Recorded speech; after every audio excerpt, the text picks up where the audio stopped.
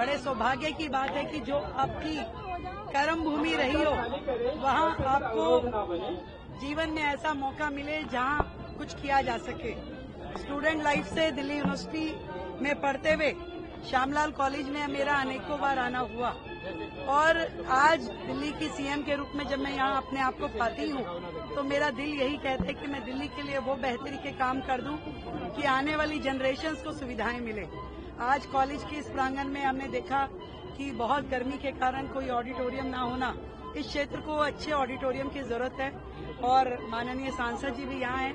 हम इस दिशा में जरूर प्रयास करेंगे ताकि बच्चों को बेहतर सुविधाएं मिल पाए और उनका पूरा जो कैपेसिटीज है, जो उनके अंदर टैलेंट है, वो जनता के सामने आ सके। Thank you. इन्वेस्टमेंट भी कई तरह के होते हैं, तो ये भी एक इन्वेस्टमेंट था क्योंकि हमारे सांसद फंड के 1 करोड़ रुपए से आज ऑडिटोरियम की बात 2 जगह से एक्सेप्टेंस आई।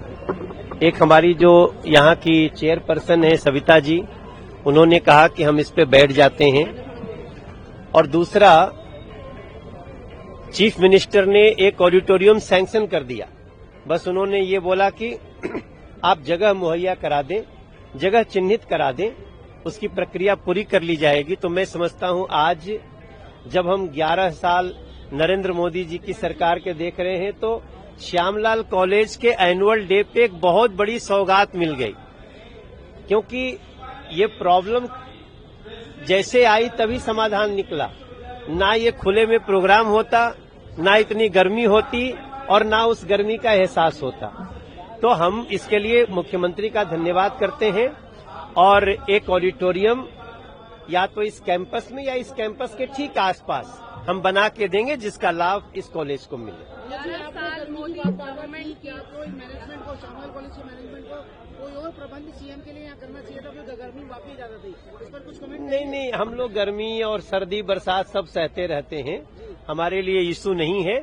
हमारे लिए इशू है कि एनुअल डे में मुख्यमंत्री जी आई और इस कॉलेज के लिए और इस क्षेत्र के लिए वो हमेशा किस कदर से तैयार रहती हैं, आज उसका हमने बानगी देखा। 11 साल हो गए हैं मोदी सरकार को, आज कैसे देखते हैं इस 11 साल के शासन?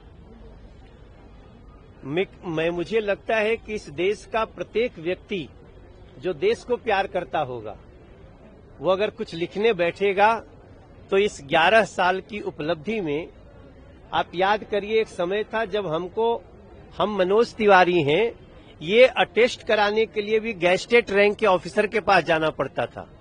आज विश्वास जन जन पे इतना है कि सेल्फ अटेस्टेशन शुरू है। हम दुनिया की बात न करें जहां पे हैं, सिर्फ उसकी बात करें, क्योंकि जब पूरे देश की बात करेंगे तो ब्रह्मपुत्रा के ब्रिज से लेकर के और 370 डिमोलिशन से लेकर के और चिनाब के ब्रिज तक हम जाएंगे।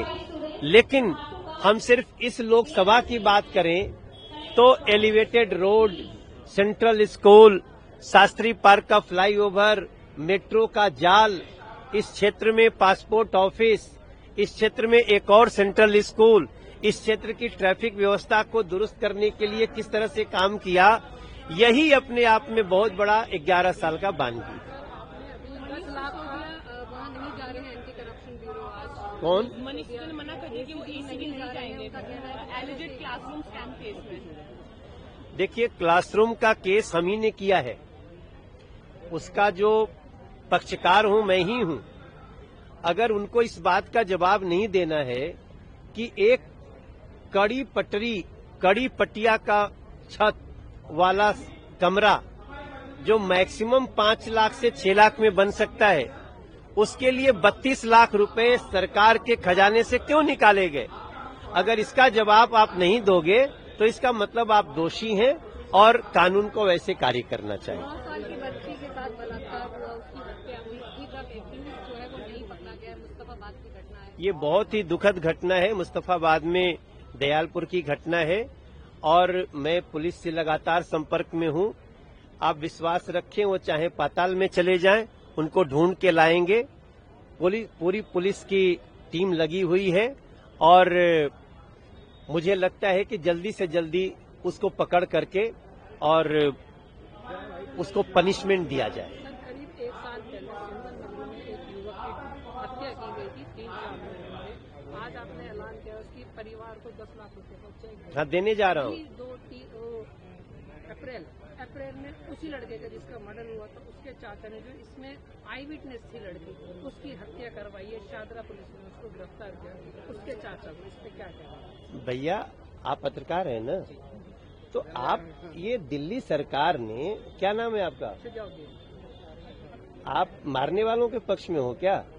मारने वालों के पक्ष में नहीं है। तो जो मृतक है उसको मुआवजा मिल रहा है, इसमें आपको दिक्कत क्या है? आई विटनेस का भी मर्डर नहीं, आपके प्रश्न में बहुत डाउट मुझे क्रिएट हो रहा है। जिस व्यक्ति को दौड़ा के सड़कों पे मारा गया उसको मुआवजा देने में आपको तकलीफ हो रही है? मुझे तो इसका संज्ञान लेना पड़ेगा। विटनेस का भी मर्डर हो गया सर, उसी नहीं तो उसका भी होगा, लेकिन आप किसी को मुआवजा मिलने का विरोध क्यों कर रहे हो? मौका मिलने का विरोध नहीं कर रहे। आपने वही तो किया। नहीं, ये सुजाउद्दीन बहुत गलत बात है, ऐसा तो नहीं करना चाहिए आपको। ठीक है, क्या बात कर रहे हो आप? एक जिसको सड़क पे दौड़ा के मारा गया और उसके जो मारने वालों को गिरफ्तार भी किया गया है, आप उसको मुआवजा मिलने पे सवाल उठा रहे हो?